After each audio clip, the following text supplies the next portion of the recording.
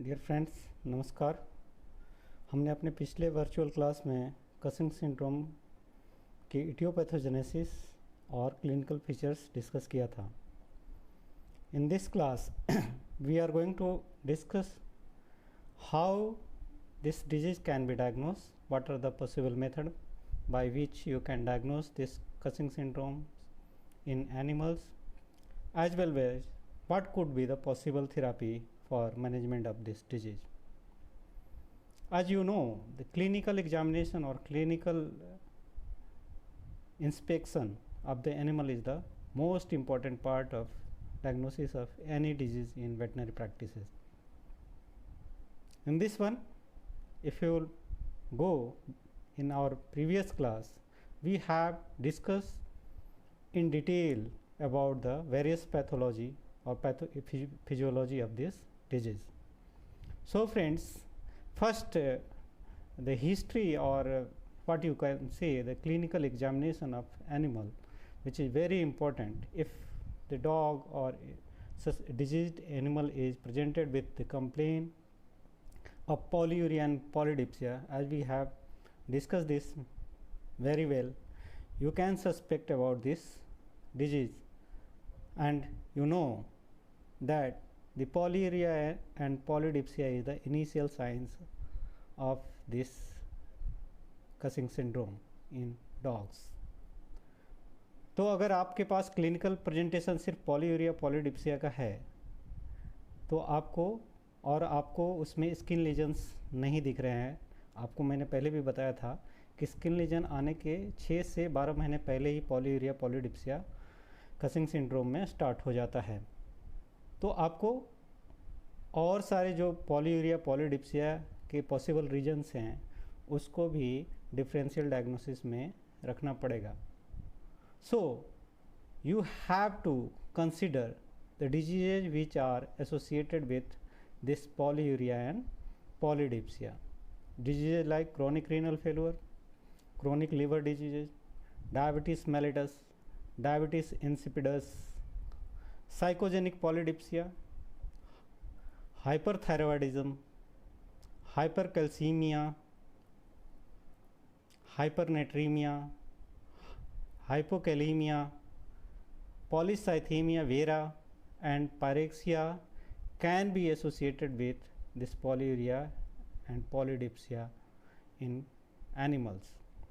So you have to be careful, or you have to consider, while if you are diagnosing for a Cushing syndrome, you should also consider these diseases while diagnosing the clinical case of this Cushing syndrome. But if you are finding a trunk alopecia, अगर आपको honour बताता है कि truncal alopecia है and there is no polyuria polydipsia, जैसे हमने बताया कि if there is hypercortisolism उसमें polyuria polydipsia होगा, but if there is no polyuria and polydipsia but truncal alopecia is there, as we have discussed in our previous class, this truncal alopecia is characteristic of the hormonal misbalance, or you can say hormone induced alopecia. If only truncal alopecia is there, then you should consider about hypothyroidism, gonadal sex hormone imbalance, or hair cycle arrest. This can be the possible clinical diagnostic differentiation with the other diseases.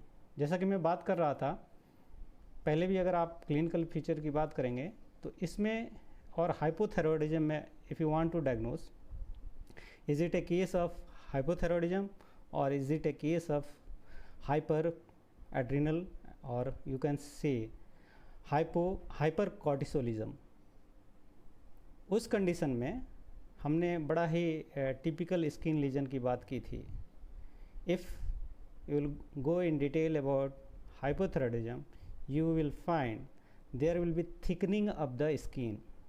Skin जो होगा वो thick हो जाता है hypothyroidism में, लेकिन करेक्टरिस्टिकली और जो टिपिकल करेक्टर है हाइपरकॉर्टिसोलिज्म का, in that condition you will find thinning of the skin. or breakage in the skin is the characteristic of this hypercortisolism. So if you are finding bruise, breakage and thinning of the skin along with truncal alopecia or hypotrichosis, or you can say other hair loss condition, you should suspect about this Cushing syndrome or hypercortisolism. So these are the some differential points which must be considered while clinical examination if you are going towards diagnosis for the Cushing syndrome. Now coming to the laboratory findings, what possible laboratory findings you will observe? As you can examine, or the examination of blood is the one of the important clinical clue you can say, because जब आप haemogram देखेंगे या आप urine analysis करेंगे या serum biochemistry में जाएंगे, उससे ढेर सारे क्लू मिलते हैं जो आपको इंडिकेट करेंगे कि it can be a possible case of Cushing syndrome. अगर हम हीमोग्राम की बात करें तो there is typical stress leukogram. Stress induced leukogram is a typical. It can be identified. You will find there will be neutrophilic leukocytosis, and the total leukocyte count in dogs can be from 17,000 to 68,000 per microliter. But what is the typicality of this stress leukogram? यानी cortisol जब भी बढ़ेगा उस समय typical, जब भी stress के चलते टोटल ल्यूकोसाइटोसिस होती है, उसमें टिपिकल पैटर्न आता है और सिर्फ न्यूट्रोफिलिया होती है. और न्यूट्रोफिलिया की भी अगर आप बात करें तो टोटल नंबर ऑफ न्यूट्रोफिल्स ज़्यादा होते हैं, साथ ही साथ मैच्योर न्यूट्रोफिल्स ज़्यादा होते हैं. That is called as hyper segmentation of the neutrophils will be observed if there is stress leukogram और hyper cortisolism. And this hypersegmentation, or you can say increased number of mature neutrophils, is also called as shift to right. You people are well aware that shift to right neutrophilia is mainly associated with the stress or hypercortisolism. Next you will find lymphopenia, yani lymphocyte count will be low and it can be from 0 to 1000 per microliter. Similarly, if cortisol level is high, you will find eosinopenia. Eosinophil number will also be low, and it can be from 0 to 1000 per microliter. There may be thrombocytosis or mild erythrocytosis if there is high level of cortisol in the body. So this is the typical hemogram presentation of high cortisolism, or you can say Cushing syndrome in dogs. By observing this blood picture, you can go for further serum analysis. That is very important. And you know that we have discussed that the typical mechanism, you know, we have already discussed that it is enhancing insulin resistance. Thus the peripheral lipolysis is enhanced and catabolism of the protein will be elevated. At that condition, at the same time, हमने जैसे बात किया था कि liver में lipogenesis रहता है जबकि पेरिफेरल टिश्यू में लाइपोलाइसिस होता है. तो दोनों ही के चलते लिपिड जो होगा that will be high. Lipid content of the blood, or you can say there will be hypercholesterolemia or hypertriglyceridemia. यानी ट्राइग्लिसराइड लेवल और कोलेस्ट्रॉल लेवल ब्लड में जो होगा वो एलिवेटेड होगा, and this condition is also called as lipemia. You will also find hyperglycemia because it enhances the gluconeogenesis. Liver में हम लोगों ने देखा था कि ग्लूकोनियोजेनेसिस को प्रमोट करता है, साथ ही साथ ये इंसुलिन रेसिस्टेंस कराता है, जिससे टिश्यू यूटिलाइज ग्लूकोज को नहीं कर पाता है। जब टिश्यू ग्लूकोज यूटिलाइज नहीं करेगा, at that time there will be hyperglycaemia और type 2 diabetes like condition can be there. And the most important, this elevated level of cortisol is mainly associated with the fatty liver or accumulation of glycogen in the hepatocyte, which leads to hepatic necrosis and hepatic enlargement. And आपको पता है, if there will be hepatic degeneration or hepatic dysfunction, at that time the enzymes which are associated with liver will be elevated. The activity of these enzymes, which are mainly the marker of liver function, will be high. अगर enzymes की बात करें तो ALT and AST will be elevated in this condition, but in dogs specifically you will find very high concentration of serum alkaline phosphatase, that is SAP or ALKP. But this isoenzyme is not as much as active in cats. So you may not find elevated level of this SAP in cats, but in 80 to 90% of the canine you will find, if animal is suffering from Cushing syndrome, there will be elevated level of this SAP. So these are the biochemical tools which can help you in predicting or diagnosing the Cushing syndrome. Now coming to urine analysis, you can go for analysis of urine, and we have discussed well that once there is hypercholesterolemia, in that situation there will be hypoesthesionuria. It means the specific gravity of urine will be low, and you can find the specific gravity of the urine in diseased animal may be lower than 1.020, or it can be even lower.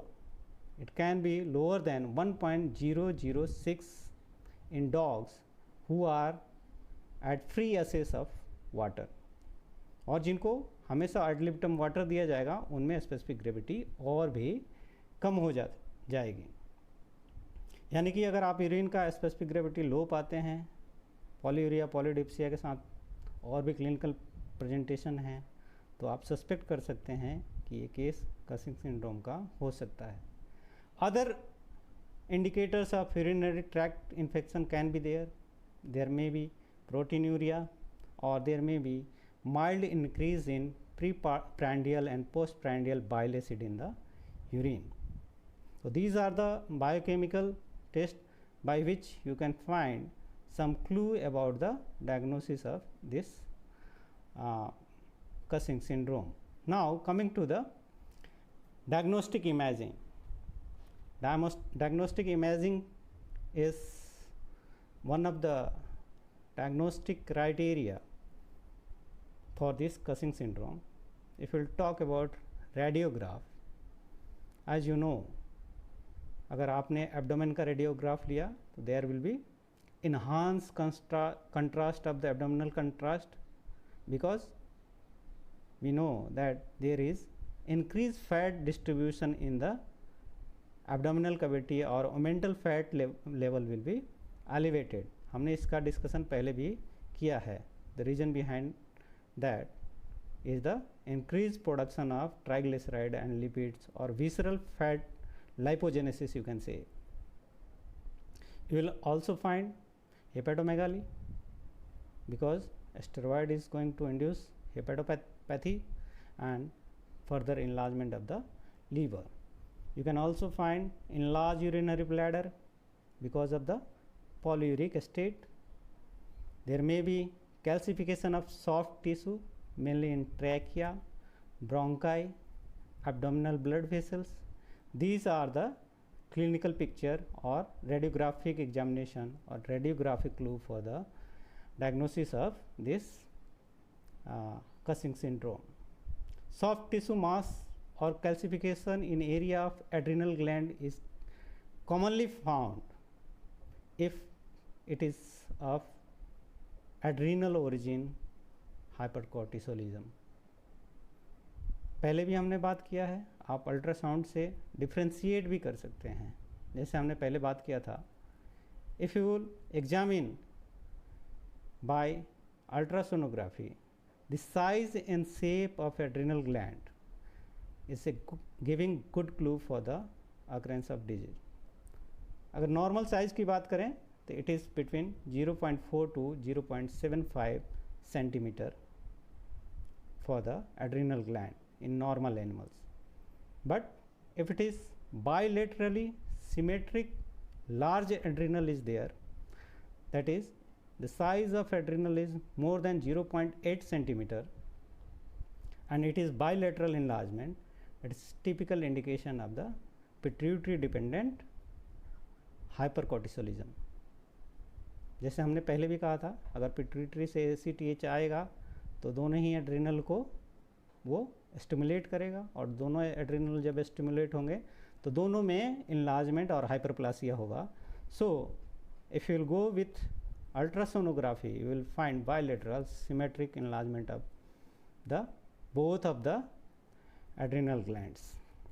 Now some tests are also available which can be used for confirmative diagnosis of this Cushing syndrome. The tests which can be used, that is the urine cortisol to creatinine ratio, that is called as UCCR, urine cortisol to creatinine ratio, and this test is mainly used for the screening of the disease. If you are suspecting, you should first go for this UCCR. You can also go for adrenocorticotropic hormone stimulating or adrenocorticotropic hormone stimulation test, and this test is mainly conducted for differentiation of iatrogenic hypercortisolism or endogenous hypercortisolism, or it's also used for monitoring of the therapies that we will discuss in later on. Another test that is called as low dose dexamethasone suppression test, LDDS test, is the commonly used diagnostic method for Cushing syndrome. Some people are also using, because of the easiness in this test, oral dexamethasone suppression test. Now we will go in detail how these tests can be done and what are the basic concept for doing these tests. First we should know the urine cortisol creatinine ratio. In this test you have to take two consecutive samples. आपको dog का morning का sample लेना होता है, urine sample लेना होता है, और लगातार दो मॉर्निंग के सैंपल लेने चाहिए. And this test should never be done in the hospital. Urine collection जो है वो घर पे ही, ऑनर के घर पे होना चाहिए, बिकॉज अगर आप ट्रांसपोर्ट करेंगे या उसको फ्राइटेन करेंगे तो कॉर्टिसोल लेवल जो होगा वो डिस्टर्ब हो जाएगा. तो हमेशा ही अगर आप यूरिन कॉर्टिसोल और क्रिएटिनिन रेशियो एस्टिमेट करना चाहते हैं, इन दैट कंडीशन आपको यूरिन कलेक्शन जो है ऑनर के होम पे ही कराना चाहिए और दो कंसेक्यूटिव टेस्ट लेना चाहिए. अगर आप ये रेशियो एलिवेटेड पाते हैं तो it's indicative of hyper cortisolism. Next test is the low dose dexamethasone suppression test, and it is mainly used to identify pituitary dependent hyperadrenocorticism. And how, क्यों है ये टेस्ट? जैसा कि आप लोग जानते हैं कि कॉर्टिसोल हो या ग्लूकोकॉर्टिकॉइड हो या डेक्सामेथाजोन हो, अगर आप एक्सोजीनस उसको इंजेक्ट करेंगे, eight that time it will suppress the release of CRH, corticotropin releasing hormone from hypothalamus, or release of adrenocorticotropic hormone, and ultimately there will be decrease in production of cortisol by the adrenal gland. This is the basic concept.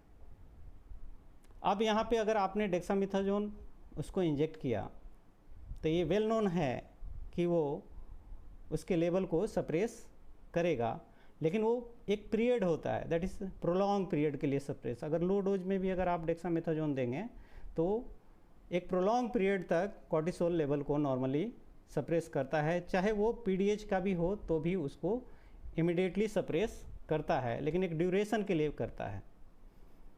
तो इसमें क्या जाता है, low dose में डेक्सामेथाजोन लेते हैं, that is at the dose rate of 0.01 mg पर kg body weight, and it is given intravenously.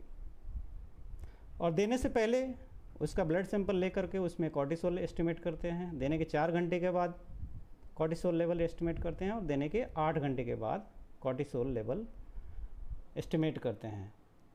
Normal cortisol level की बात करें तो बॉडी में नॉर्मल लेवल जो डॉग का होता है दैट इज़ 1 माइक्रोग्राम पर DL. और अगर आपने उसमें डेक्सामेथाजोन इन्फ्यूज़ किया, उसके 4 घंटे के बाद अगर आप उसमें कॉर्टिसोल लेवल एस्टिमेट करते हैं and it is below 0.5 microgram पर DL, then it is indicating it's a normal case of or normal animal. There is no hypercortisolism because of the PDH or adrenal dependent hypercortisolism. लेकिन ये अगर cortisol level dog में अगर आपको 1.4 microgram पर DL से कम मिलता है तो ये इंडिकेट करता है कि animal is suffering with this pituitary dependent hypercortisolism. अगर 8 घंटे पे आप देखते हैं तो if this cortisol level is higher than 1.4 microgram पर DL, तो ये इंडिकेट करेगा कि देयर इज डिजीज और Cushing syndrome. It can be due to PDH और ACTH. कहने का मतलब ये था कि अगर आपने डेक्सामेथाजोन दिया था तो कॉर्टिसोल का लेवल 12 घंटे से बाद भी सप्रेस रहना चाहिए था, लेकिन यहाँ पे 8 घंटे में ही अगर वो 1.4 माइक्रोग्राम पर DL से ज़्यादा हो जाता है तो ये इंडिकेट करता है कि जो सप्रेसिव इफ़ेक्ट है डेक्सामेथाजोन का वो एडिक्वेट नहीं है, और ऑलरेडी जो एड्रिनल ग्लैंड है या पिट्यूटरी ग्लैंड है वो एक्टिव है और हार्मोन को सिंथेसाइज कर रहा है और सिक्रीट कर रहा है.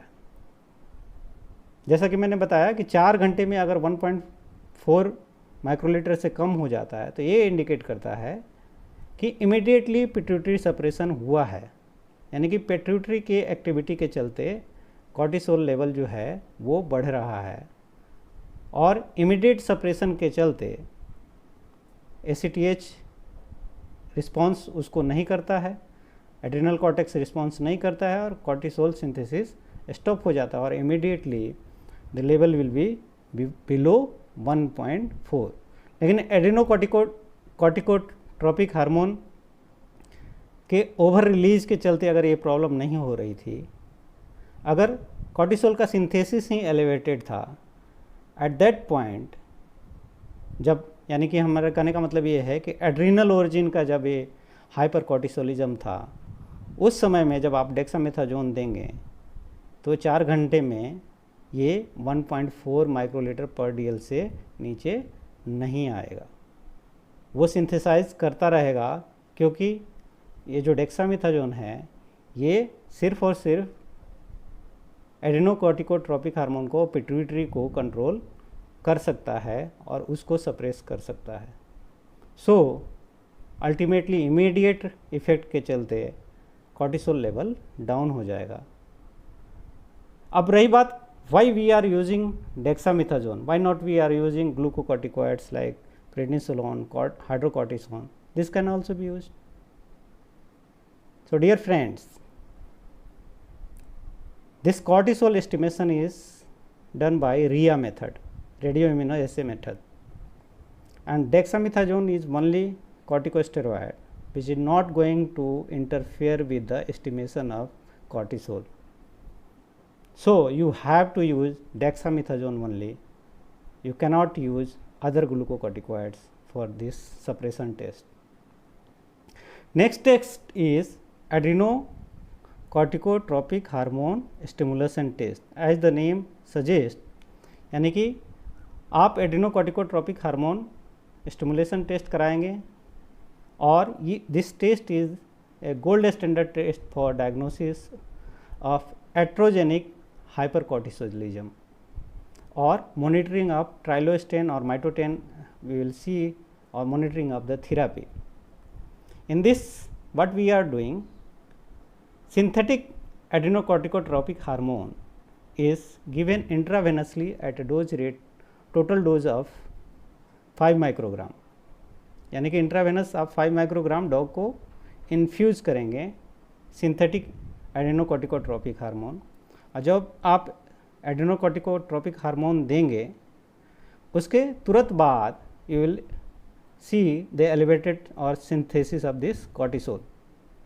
तो आपको क्या करना है कि ACTH देने से पहले और उसके 1 घंटे के बाद सैंपल कलेक्ट करना है और दोनों में कॉर्टिसोल लेवल आपको एस्टिमेट करना है। अगर कॉर्टिसोल वैल्यू की नॉर्मल की बात करें तो इट इज़ 6 to 18 माइक्रोग्राम पर ईयर। अगर आपने ACTH दिया और कॉर्टिसोल लेवल पोस्ट जो ACTH है 1 घंटे के बाद जब सैंपल आपने लिया दैट इज़ बिलो 5 माइक्रोग्राम पर ear, then it is indicative of iatrogenic hypercortisolism. अगर ये कॉर्टिसोल लेवल 1 घंटे के बाद 18 to 24 माइक्रोग्राम पर डीएल है तो रिजल्ट जो होता है वो इनकन्क्लूसिव होता है। And if the cortisol level after 1 hour is 24 microgram पर DL then it is indicative of hyper adrenocorticism. कहने का मतलब ये है कि अगर आपने एड्रेनोकॉर्टिकोट्रोपिक हार्मोन दिया है और ऑलरेडी एड्रिनल ग्लैंड एक्टिवेटेड है तो जैसे ACTH लेवल आएगा एड्रेनोकॉर्टेक्स पे उस एक्शन करेगा और वो वेल अवेयर है, एक्टिवेटेड है, तो हाई अमाउंट ऑफ कॉर्टिसोल को वो प्रोड्यूस करेगा। So you will find a high level that is more than 24 microgram पर DL of the cortisol after 1 hour of injection of this synthetic ACTH।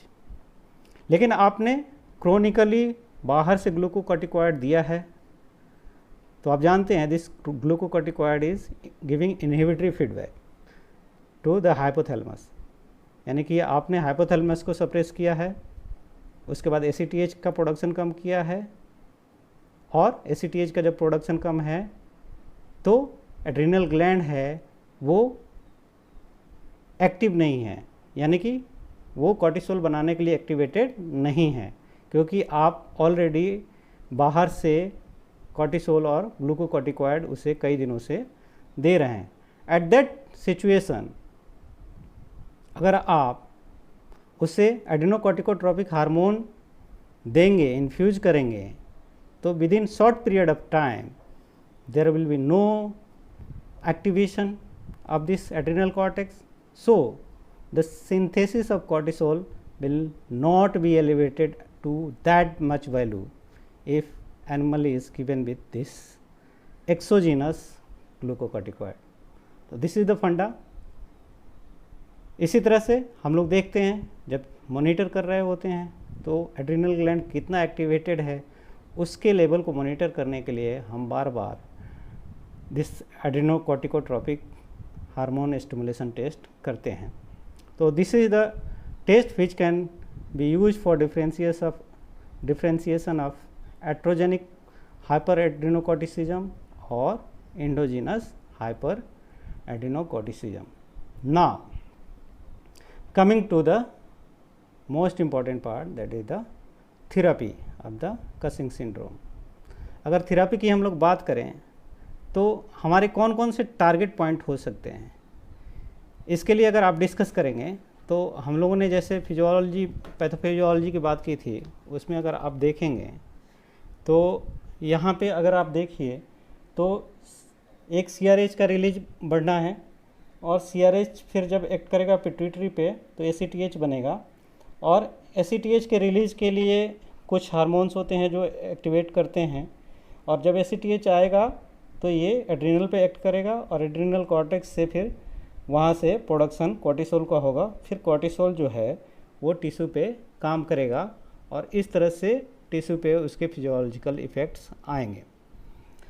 अब आप target के लिए अगर बात करें तो जो स्टिमुलस है जैसे सेरोटोनिन हो गया या एपिनेफ्रीन हो गया, जो स्ट्रेस के चलते है, जो CRH के लेवल को बढ़ाता है, एक ये टारगेट पॉइंट हो सकता है। यानी कि आप किसी भी तरह से सेरोटोनिन के प्रोडक्शन को, स्ट्रेस को अवॉइड करें, चाहे वो एक्सटर्नल स्ट्रेस हो या इंटरनल स्ट्रेस हो। जब आप एक्सटर्नल स्ट्रेस को और इंटरनल स्ट्रेस को हटाएंगे तो सेरोटोनिन का प्रोडक्शन कम हो जाएगा, और जब सेरोटोनिन कम प्रोड्यूस होगा at that time there will be low synthesis of CRH और लो रिलीज ऑफ CRH, और अल्टीमेटली जो कॉर्टिसोल का प्रोडक्शन होगा वो हैम्पर हो जाएगा। तो इस पॉइंट को अगर आप टारगेट करना चाहते हैं तो सेरोटोनिन एंटागोनिस्ट का भी इस्तेमाल आप कर सकते हैं। इसी तरह से मैं बात कर रहा था कि जो दूसरा पॉइंट है वो ACTH का रिलीज का है। तो ACTH का जो रिलीज है that is dependent upon the level of dopamine. अगर डोपामिन लेवल ज़्यादा रहता है तो वो ACTH के रिलीज को इनहिबिट करता है। यानी किसी भी तरह से आप डोपामिन लेवल को इन्हांस कर दें या डोपामिन का डिस्ट्रक्शन को ही रोक दें, उस कंडीशन में भी आप ACTH के रिलीज को कम कर सकते हैं। तो ये भी एक आपका टारगेट पॉइंट होगा। अगला जो स्टेप आता है वो एड्रिनल ग्लैंड पे आता है, जहाँ पे सिंथेसिस होनी है। तो आप किसी भी तरह से what ever the possible method adrenal cortex का अगर लाइसिस कर देते हैं, lysis of the adrenal cortex कर देते हैं, तो वहाँ से फिर कॉर्टिसोल का प्रोडक्शन और सिंथेसिस रुक जाएगा। या जो कॉर्टिसोल सिंथेसिस में इन्वॉल्व एंजाइम्स हैं एड्रिनल कॉर्टेक्स में जो यूटिलाइज होते हैं, उनको अगर आप टारगेट करते हैं, उनको अगर आपने ब्लॉक कर दिया, उस कंडीशन में भी आपका एक टारगेट पॉइंट मिलेगा जिसके बेसिस पे आप इस डिजीज़ को मैनेज कर सकते हैं, यानी हाइपर कॉर्टिसोलिज्म को आप रोक सकते हैं। एक नया है but it is not well discovered, जहाँ पे कॉर्टिसोल काम करता है टिश्यू की, जो हम बात कर रहे थे, उस लेवल पे अगर रिसेप्टर लेवल पे कॉर्टिसोल रिसेप्टर्स जो होते हैं उसमें कोई मॉडिफिकेशन अगर आप करना चाहते हैं तो उसको भी एज ए टारगेट लिया जा सकता है। तो ये कई पॉइंट्स हैं जिनको आप होलिस्टिकली अप्रोच करेंगे तो इस डिजीज से आप थेरेपी कर सकते हैं, उनको मैनेज कर सकते हैं। But none of the single point can cure 100%। तो हम लोग बात करते हैं सबसे पहले जो कन्वेंशनल थेरेपी है, बहुत पुराने से चलते आ रहा है, that is the lysis of adrenal cortex. तो लाइसिस अगर आपको एड्रिनल कॉर्टेक्स का करना है और एड्रिनोलाइसिस करना है तो आप मेडिसिनली भी कर सकते हैं और you can go with the surgery. अगर मेडिसिन की बात करें तो one drug is there that is called as mitotane, and it is mainly used for management of pituitary dependent hypercortisolism, and it is just alternative to adrenalectomy for the treatment of adrenal dependent hypercortisolism। तो दोनों ही case, जो pituitary dependent है और जो adrenal dependent है, दोनों में ही आपको माइटोटेन जो है वो हेल्पफुल होता है। And if you talk about this compound, it's a chlorinated hydrocarbon derivative and it induces selective necrosis of, or you can say selective necrosis and atrophy of zona fasciculata and zona reticularis of adrenal gland। Why I am saying selective necrosis, क्योंकि selective necrosis जो है वो important है। ये drug की speciality है कि ये सिर्फ और सिर्फ जोना रेटिकुलरिस और जोना फेसिकुलेटा जो है उसको डिस्ट्रॉय करता है, and this portion of the adrenal cortex, that is zona fasciculata and zona reticularis, is associated with production of glucocorticoid. But zona glomerulosa जो होता है that is producing mineralocorticoid. तो अगर आप माइटोटेन यूज करते हैं तो आपका जोना ग्लोमेरुलोसा जो है वो रेसिस्टेंट होता है इस ड्रग के लिए, वो स्पेयर रह जाता है और मिनरलोकॉर्टिकॉइड की प्रोडक्शन कंटिन्यू रहता है। तो आप मेडिसिनली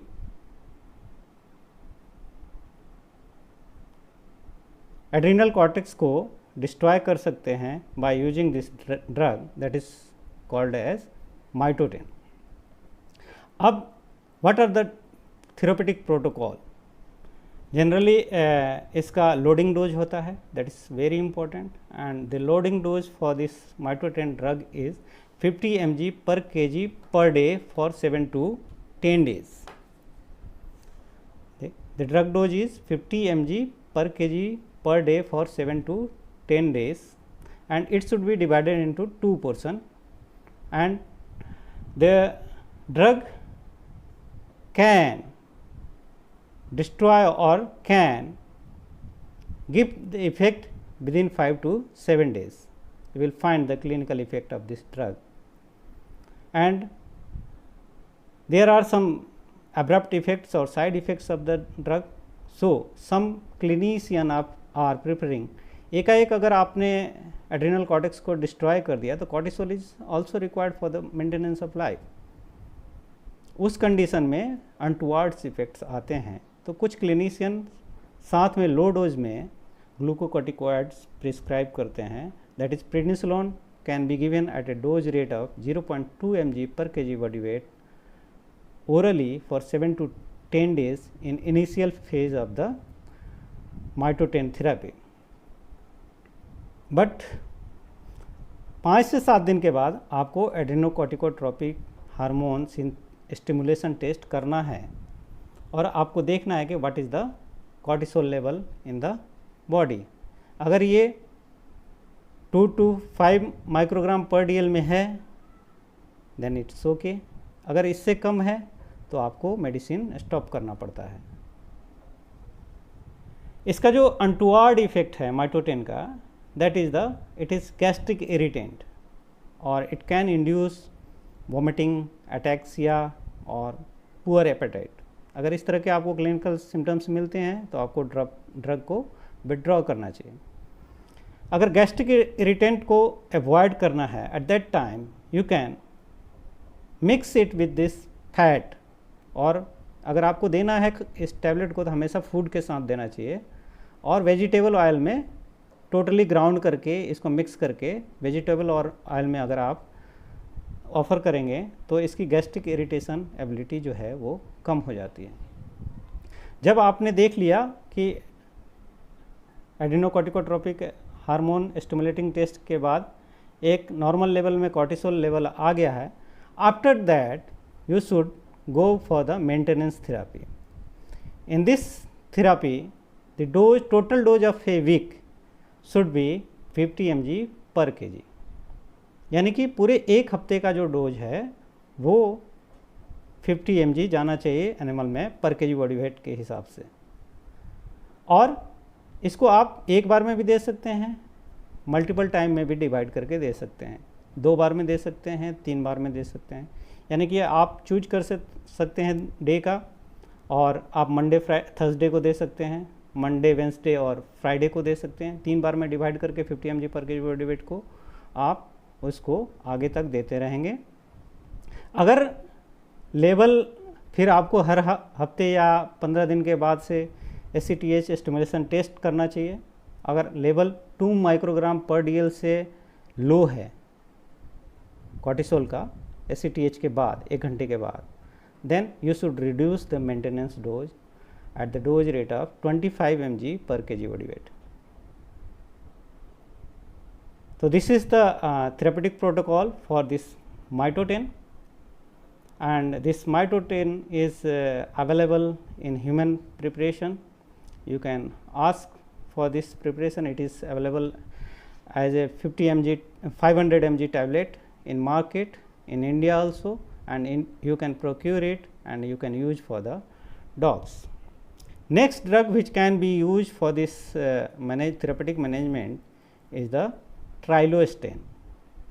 जैसा कि हमने बात किया था, एक तो आपने डायरेक्टली एड्रिनल कॉर्टेक्स को ही लाइज कर दिया, या आपका एक तरीका हो सकता है जिसके चलते आप कॉर्टिसोल के सिंथेसिस को रोक दें, यानी कि कॉर्टिसोल के सिंथेसिस में जो एंजाइम्स इन्वॉल्व हैं उनको इनहिबिटर दे दें या उनको ब्लॉकेज कर दें, तो आपका काम बन सकता है और आप उसे थेरेपी में यूज कर सकते हैं.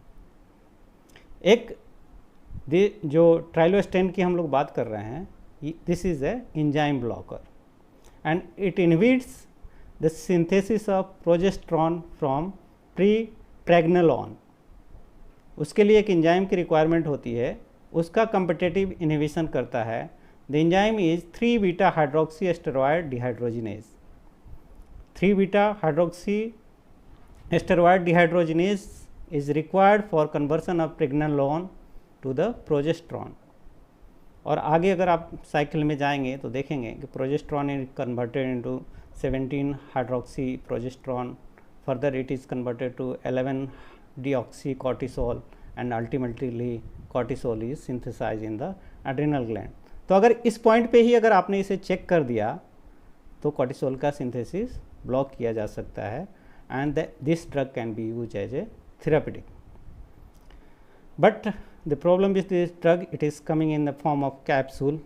10 mg, 30 mg, 60 mg and 120 mg capsules are available, and the dose for dogs is not well decided, and it is recommended that you can use 60 mg for 5 to 20 kg of body weight once in a day. Another drug which is commonly available in the market, that is the ketoconazole, and this can also be used for the management of Cushing syndrome in dogs. Ketoconazole reversibly inhibits adrenal steroidogenesis, जैसे कि हम लोग enzymes को block करता है उसी तरह से ये भी करता है, and it can be used initially at a dose rate of 5 mg per kg body weight twice in a day for 14 days at least, or after 14 days you should go for the ACTH stimulation test. और जैसे कि हम लोग बात कर रहे थे, जब कॉर्टिसोल लेवल एक नॉर्मल लेवल में आ जाए उसके बाद आपको इसे बंद कर देना है. Next drug is the which can be use for management of this Cushing syndrome is L-deprenyl, levodeprenyl, or you can say it's well known or commonly known as selegiline. And this is, मैंने पहले भी बात किया था कि अगर किसी भी तरह से आप ACTH के रिलीज को भी ब्लॉक कर देते हैं, यानी कि डोपामिन के लेवल को एलिवेट कर देते हैं, तो उस कंडीशन में भी आप एक तरह से मैनेजमेंटल स्ट्रेटजी पे आ जाएंगे और आपके डॉग को मैनेज किया जा सकता है. तो this L-deprenyl is selective irreversible inhibitor of MAO-B, monoamine oxidase enzyme B जो होता है, and this enzyme is required for metabolism of dopamine. तो अगर आप इस MAO-B को इनहिबिट कर रहे हैं, इट मीन्स कि आप डोपामिन की अवेलेबिलिटी को एलिवेट करा रहे हैं, and once the dopamine will be high, at that time release of ACTH will be hampered.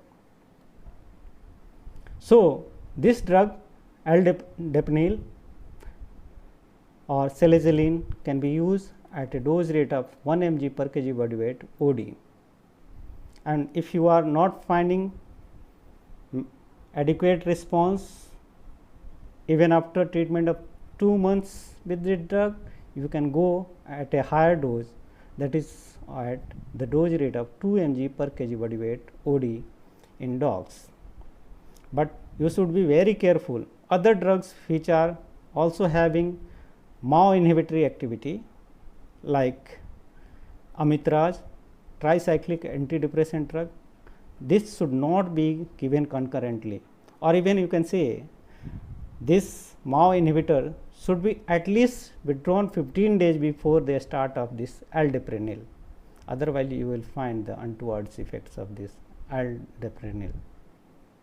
So अगर आप जो कॉमनली देखा जाता है, अगर हाइपरकॉर्टिसोलिज्म है या कसिंग सिंड्रोम है तो कंकमिटेंट डेमोडिकोसिस भी होगा, तो उसका अगर ट्रीटमेंट अमित्राज से चल रहा है तो पहले आपको 14 डेज तक उसे स्टॉप करके रखना है, उसके बाद आप सेलेजिलिन यूज़ कर सकते हैं।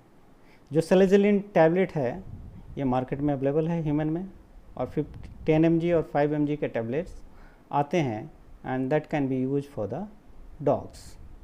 Next drug is the retinoic acid, and this retinoic acid decreases ACTH synthesis, and it can also be used at the dose rate of 2 mg per kg body weight per day. Another drug which is having anti-serotonin activity, or you can say it is antagonist of the serotonin, as we have already discussed. Once the level of serotonin will be high, it will stimulate CRH and ACTH, and ultimately there will be increased production of cortisol. So anti-serotonin like most commonly available drug ceproheptadine can be used for management of this Cushing syndrome. या commonly हम लोग देखते हैं कि जब unknown origin का alopecia हो रहा होता है डॉग में, तो उस कंडीशन में भी अगर ट्रंकल एलोपेसिया आपको दिखता है तो आप उसके स्ट्रेस को कम करवाइए, साथ ही साथ आप सेप्रोहेप्टेडिन एज ए कॉमनली इसका यूज आजकल एपेटाइजर के रूप में होता है, बट अगर डॉग में देते हैं तो हेयर फॉल को भी कंट्रोल करने में सहायक होता है। Another drug which are dopamine agonist like bromocriptine can also be used, but these drugs are having some serious untoward effects, so this should be avoided while management of this Cushing syndrome. Bromocriptine can be used at the dose rate of 0.1 mg per kg body weight per day, and if you are unable to manage medically with this Cushing syndrome, then you have to go for the surgery, and you can use adrenalectomy or hypophycectomy, but these required expertise.